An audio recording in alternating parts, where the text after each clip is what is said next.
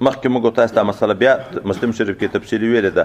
سړي عامل واخیست، دغه عامل د سرو زرو جوړ ده، څه غمي و څه شیان نور هم شته پکې. ما د سرو زرو عامل واخیست په 12 درهمه دیناره، چې هغه مسلم کې چې کوم روایت و دلته هم دغه ده. بیا مې چې کله هلته سره جدا کړه دا زر او د غمي مې سره جدا کړه، دغه خپله زر دغه 12 دیناره نه زیات و. نبی علیه صلات وسلام د دغه نه منع وکړه چې تر څو سره جدا نشي د زرو مقدار معلوم نشي، اعتبار زرګرۍ ته یې نشته، وزن ته اعتبار ده.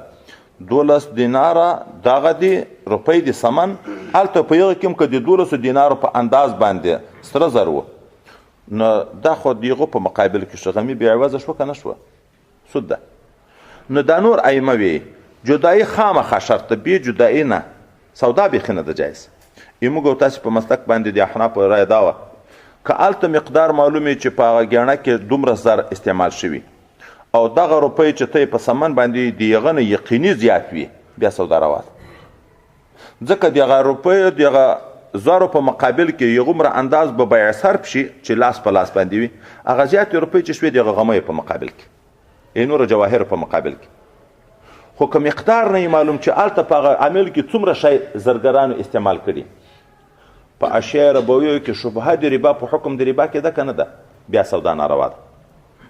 یا مقدار معلوم ده خو سمن هم په هغه مقدار دی، یا سمن تر هغه کم دی، بیا ناروا ده. ځکه خو سمن د هغه په مقابل کې شو، هلته غمی زیات شو، یا دا تر اصل روپیو نه د هغه وزن په لحاظ باندې کم شو تر هغه نه، نو بیا خو تفاضل راغی، بیا بیع ناجایز ده.